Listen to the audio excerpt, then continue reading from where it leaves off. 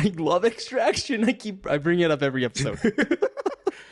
Extraction made me fall in love again with action movies, right? Yes. I've been associating action movies to comic book movies. This movie Is the perfect example of why I kind of like stop liking action movies. yes. Welcome back to another episode of Real Chums, where chatting about movies feels like hanging out with friends. I'm your host, Marcel, and with me is my co-host, Danny. This week we are discussing the 2010 film The Losers, directed by Sylvian White and screenplay by Peter Berg, James Vanderbilt, and Andy Daigle, starring Idris Elba, Zoe Saldana, Jeffrey Dean Morgan, Chris Evans, Columbus Short, Oscar Janeda, and many more. The fact that you put so many freaking those names, but we needed to. I was going to keep adding more. I only had like every day, every time you're just gonna start you should start throwing people's writer production crew, just random people. What is this? Who is this guy? Before we jump into our movie today, though, we wanted to remind you listeners, you're already here. Thank you for joining this week. But we wanted to remind you to please subscribe wherever you get your podcast. Turn on your notifications. That way you never miss an episode. To join the conversation, follow us on social at Real Chums. And if you enjoyed this episode, be sure to leave us a review. It really does help us get discovered.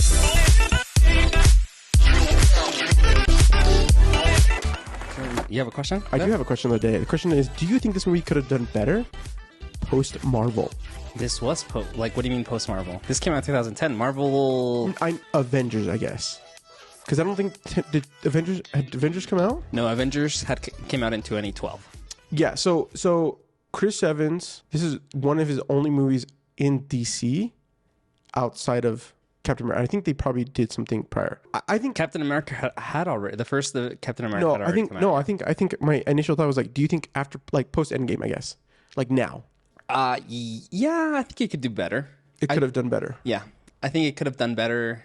Yeah, because we've had the Suicide Squad.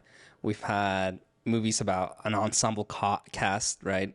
I think it would have done a lot better now. I mean, obviously, check out our episode about our DC breakdown and leading up to The Flash. Mm-hmm. It gives it a lot of context, but I think this movie has a lot of great beats. And the cast, especially Chris Evans in here, I think would have people felt even more in love with him. And but again, maybe budget wise, they were he was still trying to he was breaking in. So they're he could take whatever. And maybe there was, at the post COVID. Anyways, let us know. Be sure to answer the poll. If you think yes or no, this movie would have done better post Endgame Marvel. Yeah. On Spotify, if you listen to us on Spotify. And if you're not listening on Spotify, just comment us on YouTube. Comment on YouTube, yeah. All right. Let's give the plot synopsis. Break it down for us, Marcel. So the synopsis is the CIA Special Forces group is betrayed down in a mission in Bolivia. They're left for dead. They're betrayed by their superiors, Max. And once they're left for dead, they mount an attack to come back against the CIA, I guess. It's based off of a graphic novel by Vertigo, which is a DC property. I've never seen... I didn't even know this movie came out. So here's my experience with this movie. I had no idea this movie existed until you brought it up. 2 weeks ago. Yeah. Or last week. Last week, yeah. My experience is that I do remember seeing this in theaters with some homies. Okay. Thought it was a lot of fun. Yeah. And fully enjoyed it. And then rewatched it several years ago and was reminded how much of a quirky movie this is, and I love it. One quick note for listeners who may not know, we are both members of the Church of Jesus Christ of Latter-day Saints, and we serve a mission as men and women who choose, and usually it's 18 to 2 years. We spent 2 years, and in that window, we have no idea what movies come out. Not just movies, but pop culture, nothing. It's literally just a blip. It's we had a blip in our life, and we have these moments where they're like, did you see this movie? I'm like, what? When did this come out? And then you look and you find out that it's in that window. In that window of your blip. Yeah, in that window of your blip when you were a missionary, right? So yeah, this came out shortly after I ended my mission. Yeah. So I still had no idea about anything at that point. But I'm surprised that I never heard about it. I'm not surprised because DC had no idea what they were doing at this point. This is between when did Dark Knight Rises come out? 2012. So this is yeah, it's in that window of the Dark Knight trilogy. Of the Dark Knight trilogy, yeah. Green Lantern had already come out, right? Yeah. Yeah. It's that window. Again, they were trying to figure things out. They were just throwing stuff at the wall and trying to see what would stick. They knew Batman. They had success with Batman and Superman, but they had there was no direction. They've never had any sort of direction up until recently. Superman wasn't out yet. Man of Steel. No, but I'm saying they. I mean, yeah. like in general, like they had Superman and Batman from the old. Yeah. Christopher Reeves and all this stuff. So, anyways, this is one of their first attempts out in testing other IPs in a cinematic time. Sure. Watchmen had already come out. Correct. Huge success. Yeah. 300, obviously. So, yeah, I think they were just testing waters and trying to see absolutely what was working.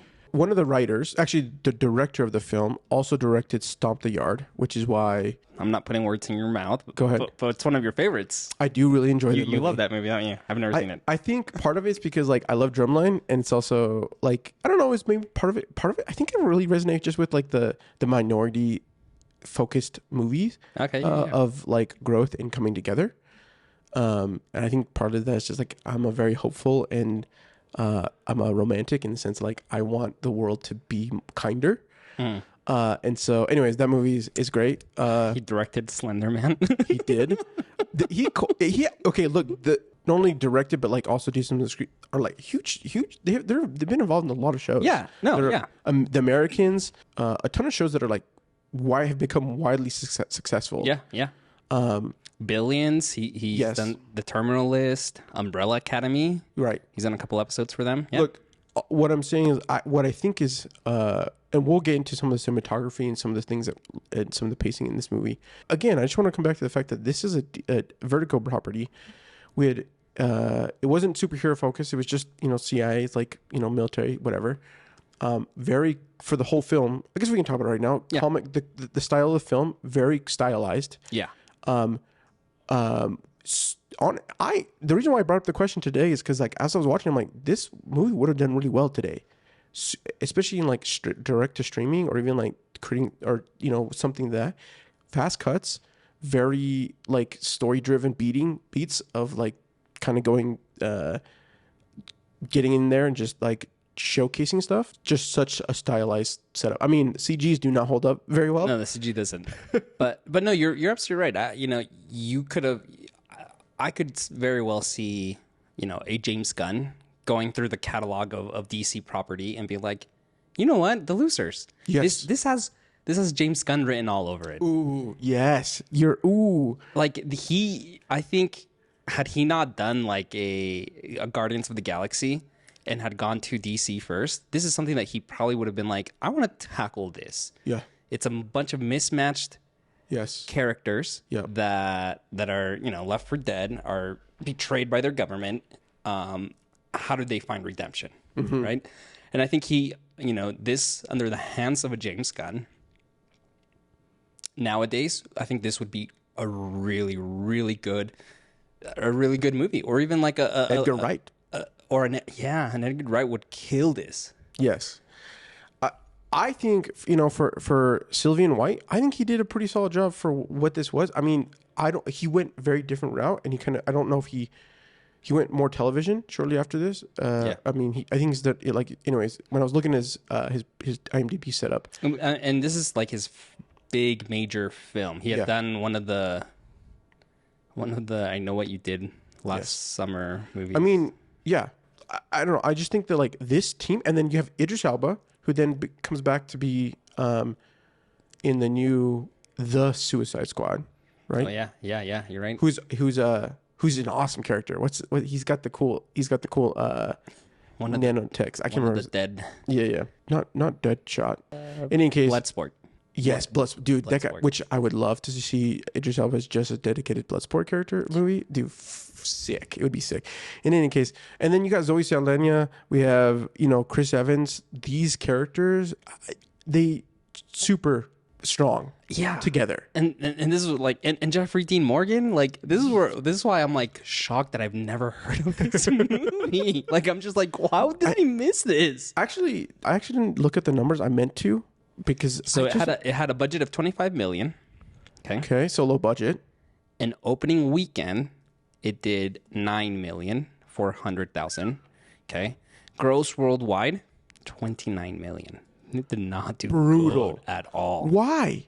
What came out in 2010? Dude, Night and Day came out in 2010, and Iron Man 2. Oh, Salt was that same. Oh, and Inception, and Tron. Kick-Ass also came out. Yeah, no way this movie. That's why. I don't know when it came out, but if I was a betting man, I bet you anything everyone was still hyped over Inception or Iron Man 2. This came out April. So it's right. It's like ushering the summer blockbuster movies. Oh, that's brutal. Yeah, no. I mean, look, I they probably didn't have the big marketing budget. Is probably what happened. Maybe I have some issues with this movie. Oh, yes. Yeah, right. Let's jump into what some of those are. I think if you listen to last week's episode, I was talking about how my love for Extraction, right? And how I love Extraction. I bring it up every episode. Extraction made me fall in love again with action movies, right? Yes. I've been associating action movies to comic book movies. This movie is the perfect example of why I kind of like stop liking action movies. Yes. And I wouldn't even it's based on a comic book, but it doesn't have like your traditional comic book elements, right? Of like superpowered individuals. No. I think comic book, is comic book the right term, or is it a graphic novel? Okay, right? Yeah. Anyways, but I just great cast, but I didn't care about a single person in this cast. I just didn't care about not the cast, about the characters. I love ensemble movies. You love them. I love them. You're a huge fan of them. But there comes a risk if you don't write your characters well in an ensemble cast where you just don't care for them. Yeah. And this is what happened here. And there's elements of where they're like, they show Chris Evans's character. He has a niece back home. And the other character who has... Cougar. No. Cougar. Yeah, Cougar. Cougar? No. No. Pooch. Legless Pooch. Dude, the quips. No, quips are freaking the quips killer. Are funny, yeah. And Pooch has a wife and she's pregnant at home. Yep. So there's elements where you want me to care for them. Yeah, but it wasn't fleshed out, right? I think that this movie, you're not wrong. This movie was, I feel like, thrown together. They're like, what can we do? Like I said, they were like throwing darts. Okay, they're like throwing all the properties on there. They're like playing blind darts at DC, and they're like, or Warner Brothers, and they're like, okay, guys. For those of you that are not watching this on YouTube, Danny is like covering his eyes and throwing darts. That's what they were doing, and they landed on losers, and they had some like you said, it's a strong cast. Yeah. I mean, even at that time, I would say it was a strong cast, right? Like a lot of these individuals are coming into more movie stardom, and but the struggle is the fact that they either rushed the writing or they did some sort of do adaptation. Just take this, and we need, I don't know what their what their breakdown was, but they only spent 25 million. 25 million. Okay. That's cheap. Cheap. Yeah. Bro. Even 10 years ago, that's cheap.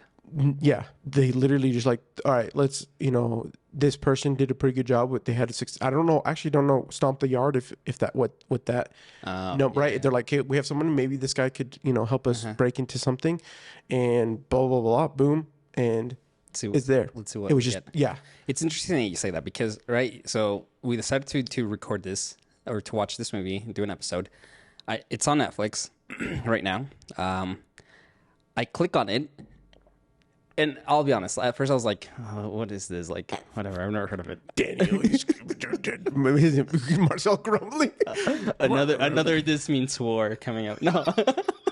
No. It's not that bad. This Means War. If you haven't listened to our This Means War Please episode, listen to the episode. Let us know. horrible movie. Anyway, Okay. but what got me excited was that the runtime was an hour and 36 minutes. Yes. I was sold.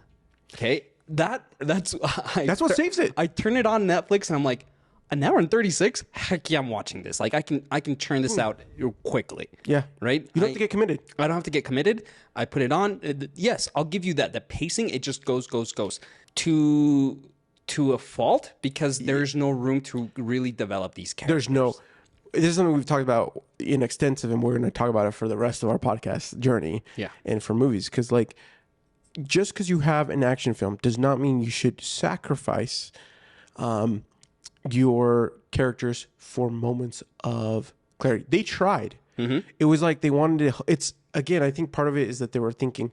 To me, I'm like, okay, they've picked. They've thrown their darts. They picked the illusion. They're like, okay, we have. They say attention spans are getting shorter.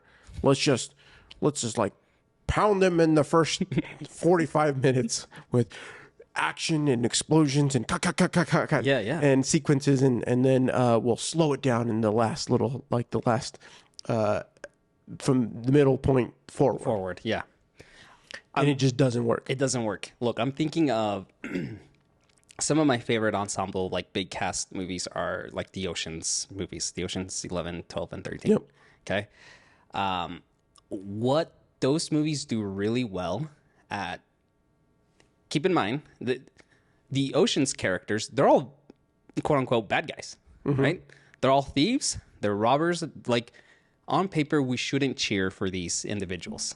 And they're not even like anti-heroes. They're just bad people. But we love them. We come to love them. Why? Because we take time. David Soderbergh takes time to write out an introduction to each character. Now, I get it. You don't have the luxury here. Or maybe you do. You could have done that, not start the movie where they're already on the mission. On an op, right?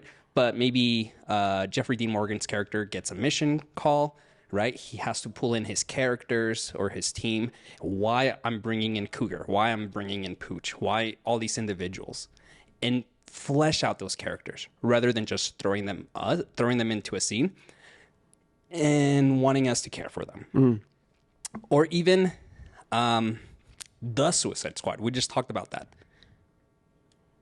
Why does the Suicide Squad resonate better on the character development than this one? but you're talking about the new one, the latest one, the right? Suicide Squad. Yeah. Well, I think part of it's that James Gunn. Like that one was directed. Wasn't that James Gunn? Yeah. So like, he's had his experiences. He's learned lessons, and he then focuses on the story and characters. Right. He looked at the previous ones, looked at probably other DC situations, and is like, okay, this is not just because it's a comic book movie or an action movie or whatever it might be.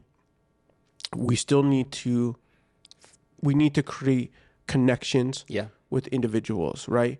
I think part of the opening sequence from that movie then helps connect the next sequence of some of the characters there, right? And some of those moments and beats that happen throughout that film. And which the Suicide Squad does that, right? It starts, it gives us like a glimpse of like everyone dying in that beach scene. Yeah. But then it goes back and then it shows how Bloodsport gets recruited. Right. And it it introduces us to the characters, their motives, and why they're being pulled in. And it's very similar in the sense that they're reporting to Waller, who is kind of a shady character, right? Here, Max, their superior, ends up betraying them. Don't take an action movie and just give me fast cuts, or big explosions. And yes, the quips are great, but make me care for these characters. Yeah. And don't do it in a lazy way where it's like, oh, this character has a wife at home. Or even just like the quips. The quips, yeah. And don't get me wrong, like, are they fun? Yeah. Absolutely. Of course. Okay. Literally, like, I think you 100%, going back, this movie is not one that you should love. This movie is a fun movie, for you to throw on when you're doing dinner or you're you're doing laundry because you want to watch a movie. Because literally you'll just laugh. Like, perfect example of why this movie is what it is. I know that my wife and I watched this movie, like I said, like a couple of years ago. I was like, oh, The Loser, because I had it on my, like, I was like moving things over to a new laptop or something. And I remember I had it because I think I downloaded it and put it on my, like, my video iPod or whatever. So I'm like, we should watch it. So we ended up watching it. And last night when I was finishing it, she was like, I'm like, don't you remember this movie? She's like, I've never seen this movie. And then she's like, wait, you know what? This maybe, and like at the very end, she's like, actually, I think some of these, actually, I think I remember him jumping off the thing and trying to save the thing, the little remote in the water. Oh, yeah. And I'm like, come on. I'm like, because you know the scene, you know, to me, I think what I like about this movie, because everything you said is 100% correct on what's bad about this movie. Yeah. Part of that, I think, comes back to the fact that DC, Warner Brothers particularly, has never had any sort of real direction in creative. They just want to find ways. They're like, kids, and we want it to be an ad for toys, right, or for comic books, or for these whatever, and it never works because like old white guys up there trying to figure stuff out. But it has so many fun little moments that and maybe this is me because of the person I am. Yeah. I do then connect to some of those characters in the sense like, oh, I'm here for, like, you know, with the girls soccer team, the wife who's pregnant, super weak. Yeah. Super weak. But Chris Evans with his niece's soccer game, super strong. Because Chris is a phenomenal actor. Yes. And he delivers every single time. That's 100%. And not only that, but him and like Cougar. Yeah. Where they have these like this like nondescript like connection where Cougar like doesn't say, he says like, you know, a couple words and then like in Spanish, but he's just like this sniper extraordinaire. And to me, they built those moments for those two characters. And then they struggled so hard with Pooch and then with the Colonel Jeffrey Dean Clay, with Clay, and then with Idris Roke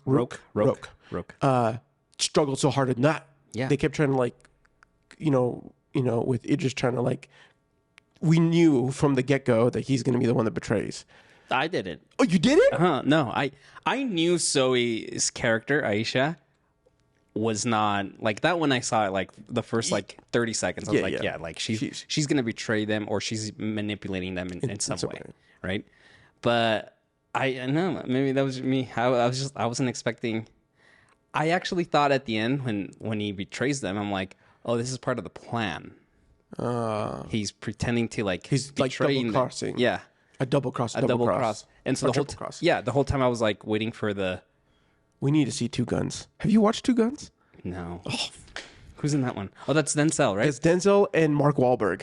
Dude. I need to see that. I remember seeing the trailer for it. I need to watch it. It's so fun. Anyways. But no, you're right. I think there and that's kind of where because you have these great performances from Idris and Jeffrey Dean, where it's like they really could have written these a little bit better to see more of the depth, more of the relationship they have. So that when the betrayal happens later at the end of the movie, it hits better.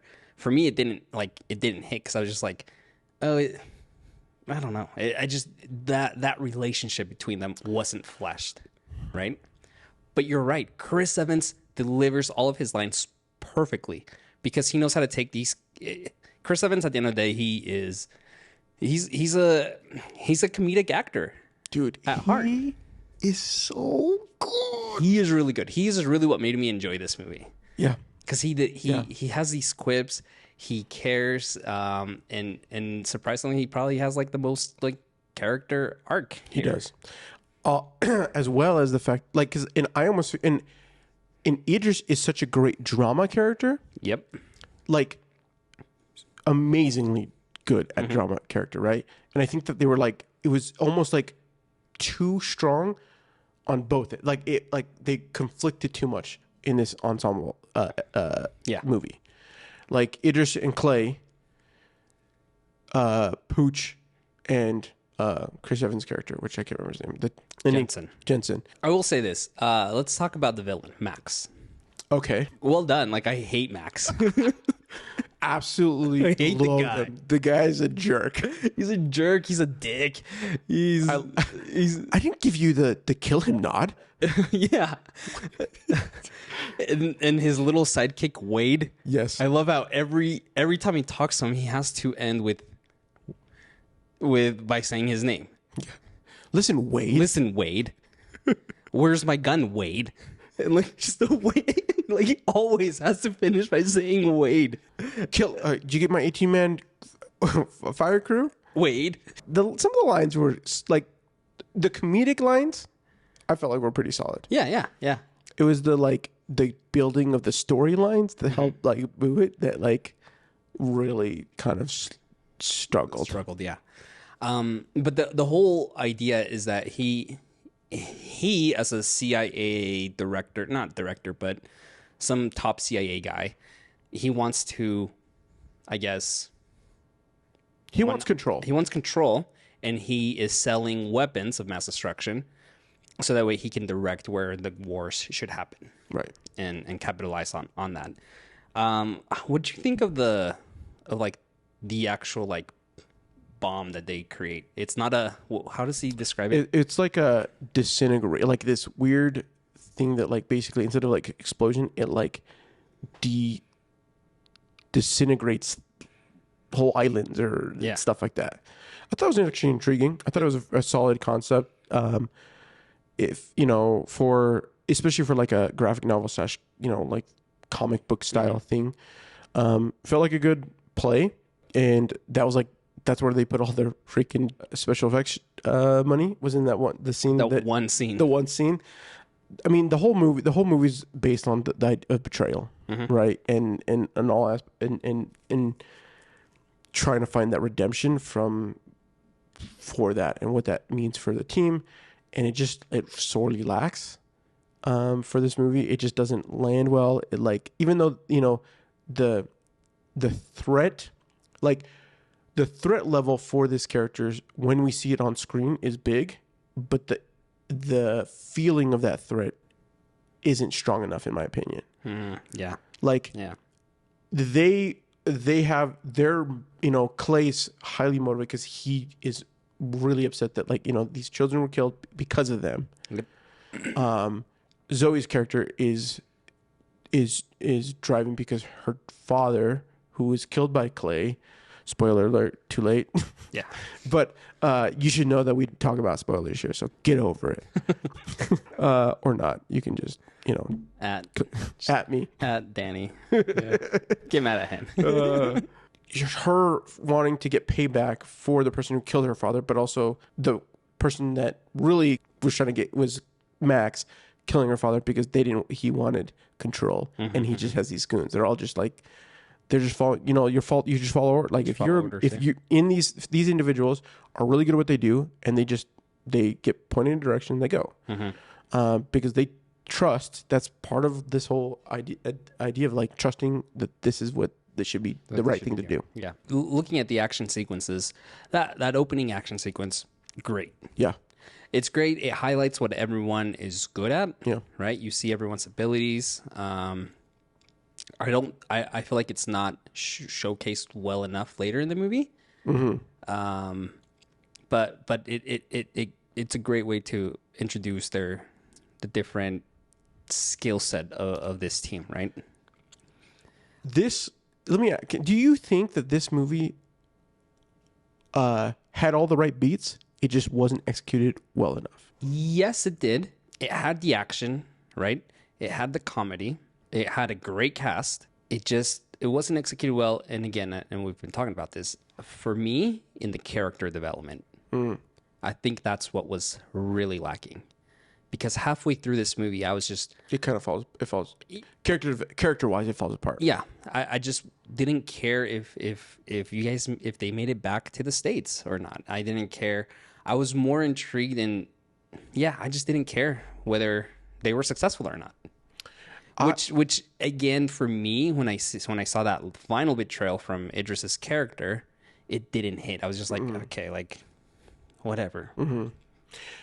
I don't know the source material, and I kind of wish I kind of do. I want to read it now because I want to see like where they messed up at the end of the day. Right, honestly, is like what was the run, right? How did they develop the story in this comic book? Is it just this story but just longer? And could they have made the adaptation? What was my thoughts? Because I like to see that, to understand like what's the source material, how are they looking at it? Because it could. I mean, this. I actually wonder if James Gunn could reboot this as a TV series.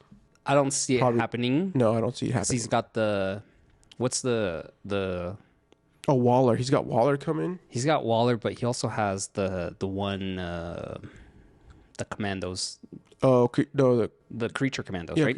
Which I think has the big cast, the same elements but more supernatural, more comic-y, so to speak. Which I think will. And it's animated. With the hopes that the characters make live appearances. Yeah. Anyways, I don't know. What's your thoughts on this movie overall? Overall, look, if you're looking for a movie, for a very like succinct movie, it's only an hour and 36 minutes with credits. So really, it's only like an hour and 30, probably less. If you want to see Chris Evans just have a good time, hamming it up, bro. This is it. Put this on. It's super short. Put it on while you're making dinner, cleaning the house, whatever it is. Overall, it's a fun ride. If you're looking for some detailed character development of a big cast, this is not it. If you're looking to fall in love with a character that you want to come back and experience the world in, this is not it. No, this is not the ensemble cast or like crew that you want. Like, it's not a Kingsman. It's not like some of these other movies that kind of fall in the same. You go to Kick-Ass, and from this movie era of year, go to that movie instead, or even rewatching Inception. Rewatch Inception, that's true. Yeah. But again, time commitment, emotional commitment in that movie, in my opinion. If you just want something just for funsies, this is it. Yeah, this is it. Super great. I'm glad that you got to watch it and I got to experience you watching it for the first time. Well, okay, let's share a couple of things. Yeah. Some of your favorite moments? I loved, and I would imagine that they use this a lot in the trailers, but I loved Chris Evans when he's like the delivery guy and he pretends he has. So the scene is he's hacking. I don't know. He's hacking some coordinates. I don't know, some stuff. Okay. So it doesn't matter. It doesn't even matter. That's true. Some of the tech story beats, I'm just like, oh, okay, all right, whatever. Denied. Well, yeah. No. So he hacks something into a hard drive. He's escaping, but then he gets caught by the security team of this building. And he's told to go to like the north side of the building. He'll have backup there.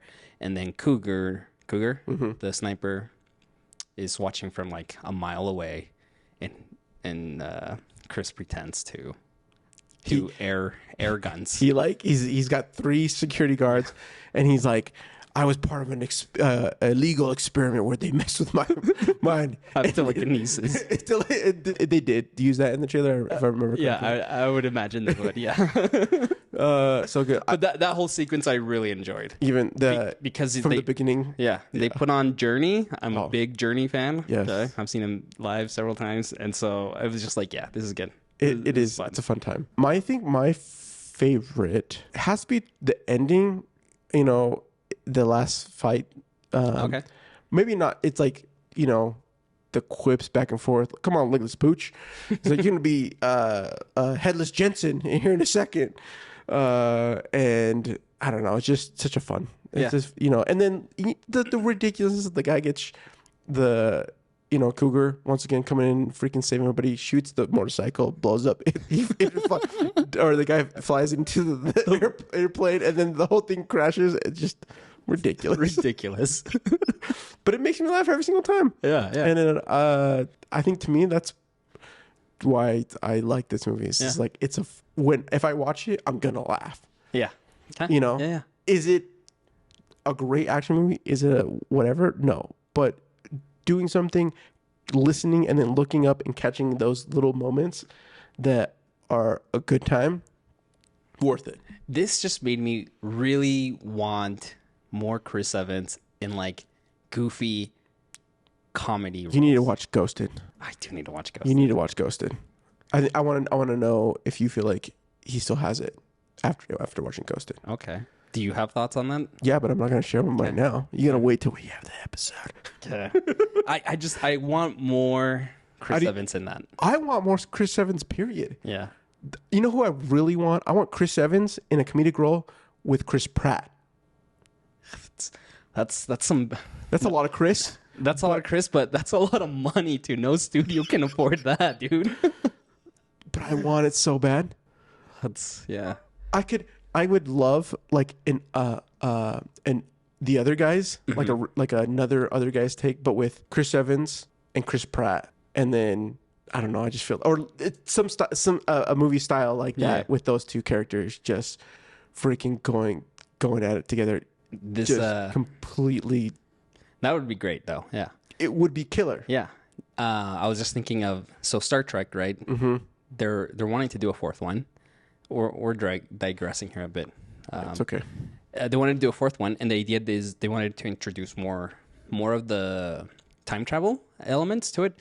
So have Chris Pine's character interact with his dad. Oh yeah, Chris Hemsworth. Yeah, and they've submitted a script and everything, but they just can't agree on budget.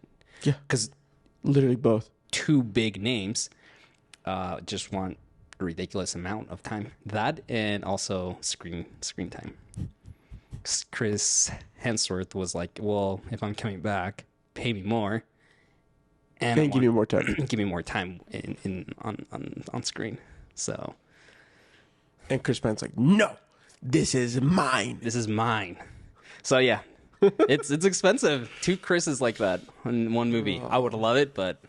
It is what it is. Yeah. Anything else? Any other thoughts you got for this movie? No. It's yeah. Yay? Yeah, I'd give it like a solid. I think I'd give it like a 6.5. I'm with you. 6.5. Yeah. 6.5 would watch again. 6.5. I'll get around to it. We hope you enjoyed today's episode, and we'd love it if you could subscribe wherever you get your podcasts. If you enjoyed the episode, be sure to leave a review. It helps us get discovered, and it lets us know your thoughts so we can make this show better. Join us on social at Real Chums to further this conversation. You can also email us at your@realchums.com. You can find us as well on social.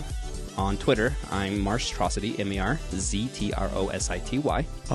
Rubio at Rubio_TV. Join us next week as we discuss Nimona. Another graphic novel. Yes. Yeah, I had no idea. Nimona, it's on Netflix. Go watch it before we review. See you then. Later.